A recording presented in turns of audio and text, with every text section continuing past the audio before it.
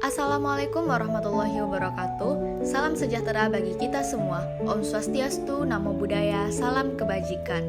Halo semuanya, ini merupakan laporan praktikum botani umum dengan judul Morfologi dan Anatomi Daun dari saya Zausnil Hijayen Kosri, NIM 2502077 dari kelas A angkatan 25. Dosen pengampu Ibu Salmiati MPD PhD, Program Studi Agroteknologi di Institut Teknologi Perkebunan Pelalawan Indonesia. Pertama itu kita bahas tentang morfologi daun. Morfologi daun merupakan cabang ilmu botani yang mempelajari bentuk, struktur, serta variasi luar daun sebagai organ utama fotosintesis pada tumbuhan. Morfologi ini sangat penting karena bentuk dan struktur daun berpengaruh terhadap fungsi fisiologis tanaman serta kemampuannya beradaptasi dengan lingkungan. Morfologi daun mencakup berbagai aspek seperti bentuk, tepi, permukaan, pola vena, dan struktur permukaan yang menentukan efisiensi fotosintesis, penguapan, dan perlindungan terhadap faktor eksternal. Nah, secara umum, variasi morfologi daun memungkinkan tanaman untuk beradaptasi terhadap berbagai kondisi lingkungan, baik dari segi memperoleh cahaya, mengurangi kehilangan air, maupun melindungi diri dari serangan organisme lain. Bentuk dan struktur daun yang beragam ini merupakan hasil evolusi yang mendukung keberlangsungan hidup dan produktivitas tanaman.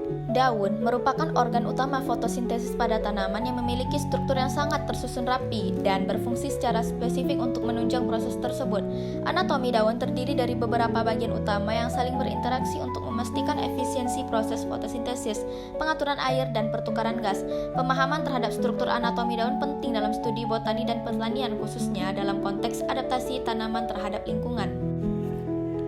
Setiap bagian anatomi daun memiliki peranan penting, seperti epidermis melindungi jaringan internal dan mengatur pertukaran gas, lalu stomata mengontrol pertukaran gas dan penguapan air, jaringan palisade dan spons tempat utama fotosintesis berlangsung, dan pembuluh vaskular pengangkut air, mineral, dan hasil fotosintesis secara efisien.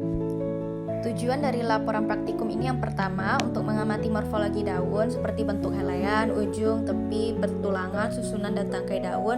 Yang kedua, mengamati anatomi daun melalui irisan melintang, epidermis, jaringan palisade, jaringan spons, stomata, serta berkas pengangkut, xilem dan floem. Yang ketiga, membandingkan anatomi daun monokotil dan dikotil.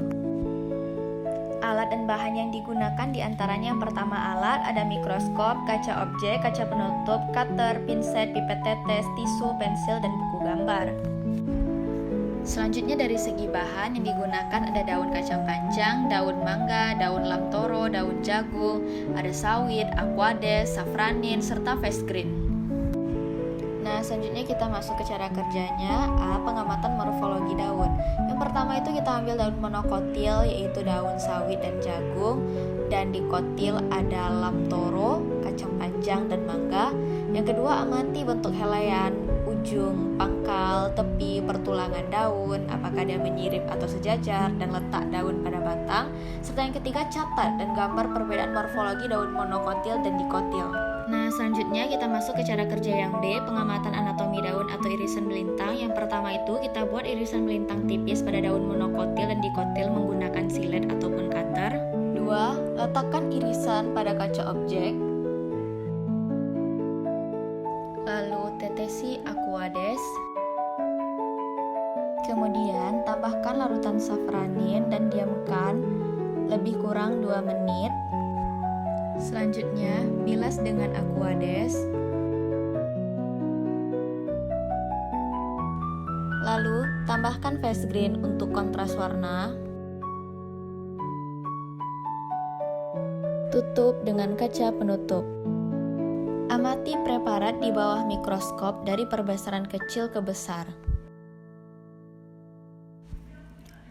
Selanjutnya hasil A. Hasil pada morfologi daun. Yang pertama, daun kacang panjang atau Vigna unguiculata.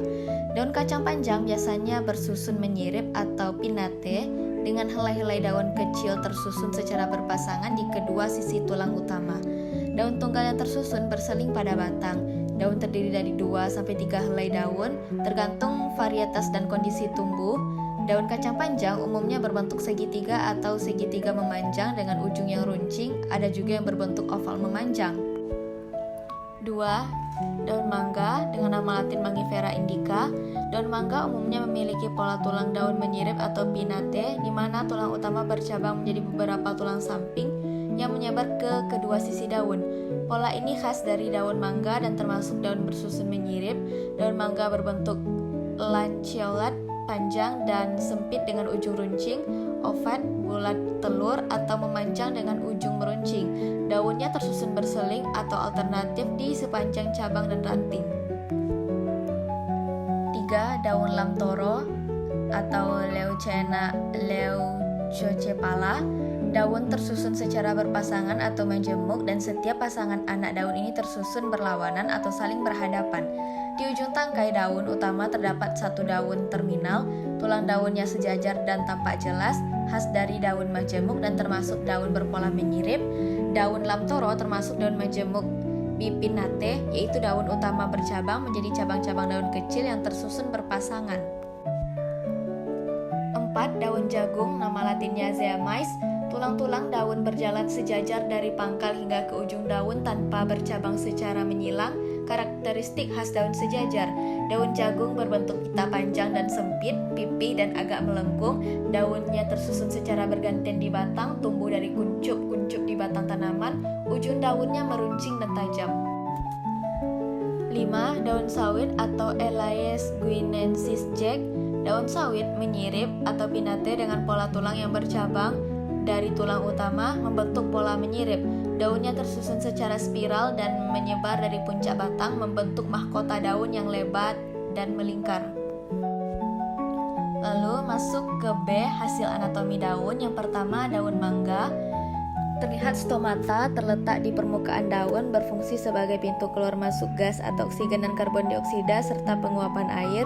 Jaringan parenkim termasuk palisada dan spons yang berisi kloroplas tempat berlangsungnya fotosintesis. Lalu yang kedua, daun jagung. Stomata terletak di permukaan daun, biasanya di bagian bawah, mengatur pertukaran udara dan penguapan air dari daun. Lalu jaringan palisade terletak di bawah permukaan atas daun. Sel-selnya rapat dan mengandung banyak kloroplas, tempat utama fotosintesis berlangsung. 3. Daun kacang panjang.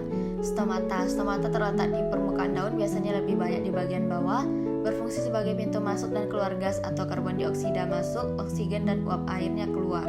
Jaringan spons, sel-sel yang lebih longgar dan berfungsi sebagai tempat pertukaran gas dan penyimpanan hasil fotosintesis. Lalu kita masuk ke segi pembahasan. Yang pertama dibahas itu adalah kacang panjang.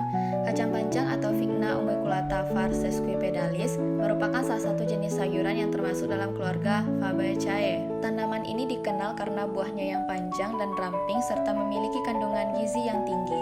Kacang panjang sering digunakan sebagai bahan masakan karena rasanya yang enak dan kandungan gizinya yang melimpah. Kacang panjang juga mudah dibudidayakan di daerah tropis dan subtropis sehingga menjadi pilihan utama dalam kegiatan hortikultura untuk memenuhi kebutuhan gizi masyarakat serta mendukung ketahanan pangan nasional. Mangga atau Mangifera indica merupakan salah satu buah tropis yang sangat populer di berbagai negara, termasuk Indonesia. Mangga dikenal karena rasa manisnya yang khas dan teksturnya yang lembut serta kaya akan kandungan vitamin A, C, dan serat yang baik untuk kesehatan tubuh. Buah mangga juga memiliki berbagai varietas seperti mangga harum manis, mangga golek, dan mangga manis yang masing-masing memiliki keunikan rasa dan aroma tersendiri. Selain sebagai buah konsumsi, mangga juga memiliki manfaat kesehatan seperti meningkatkan sistem imun, membantu pencernaan, dan sebagai antioksidan alami. Lamtoro atau Leucaena leucocephala merupakan salah satu tanaman leguminosa yang banyak dimanfaatkan sebagai pakan ternak dan tanaman peneduh. Lamtoro dikenal karena kemampuannya tumbuh di berbagai kondisi tanah dan iklim serta memiliki nilai ekonomi yang tinggi karena kandungan protein yang cukup tinggi untuk pakan ternak. Selain itu, Lamtoro juga memiliki manfaat sebagai sumber nitrogen alami yang dapat meningkatkan kesuburan tanah. Tanaman ini biasanya ditanam di lahan pertanian sebagai tanaman pelindung dan sumber pakan hijauan yang berkualitas. Lalu jagung atau Zeamais merupakan salah satu tanaman pangan utama di dunia dan di Indonesia yang memiliki peran penting sebagai sumber karbohidrat dan pakan ternak. Jagung memiliki keunggulan dalam hal produktivitas dan adaptasi terhadap berbagai kondisi iklim, sehingga sering dijadikan pilihan utama utama dalam program diversifikasi pangan dan pakan. Selain itu, jagung juga memiliki nilai ekonomi tinggi karena berbagai produk olahan yang dapat dihasilkan seperti tepung, minyak, dan pakan ternak. Pemanfaatan jagung secara optimal dapat meningkatkan ketahanan pangan serta pendapatan petani. Dan yang terakhir, sawit. Kelapa sawit atau Elaeis guinensis merupakan salah satu komoditas utama di Indonesia dan dunia yang berfungsi sebagai sumber minyak nabati terbesar. Kelapa sawit memiliki potensi tinggi dalam meningkatkan pendapatan petani dan industri pengolahan minyak. Selain itu, kelapa sawit juga dikenal karena efisiensinya dalam menghasilkan minyak per hektar yang lebih tinggi dibandingkan tanaman minyak nabati lainnya seperti kedelai dan bunga matahari. Pengelolaan yang berkelanjutan sangat penting untuk menjaga keberlanjutan lingkungan dan manfaat ekonomi dari perkebunan kelapa sawit. Rangkuman, morfologi, dan anatomi daun merupakan dua aspek penting yang saling berkaitan dalam mendukung fungsi utama daun sebagai organ fotosintetik dan pengatur pertukaran gas serta evaporasi air. Secara morfologi, bentuk, ukuran, dan susunan daun sangat beragam tergantung pada jenis tumbuhan dan lingkungannya. Sedangkan secara anatomi, struktur internal daun terdiri dari lapisan-lapisan jaringan yang tersusun secara sistematis seperti epidermis, atas dan bawah, yang melindungi jaringan di dalamnya. Jaringan mesofil yang terbagi menjadi jaringan palisade dan spons sebagai tempat utama fotosintesis serta stomata yang mengatur pertukaran udara dan penguapan air.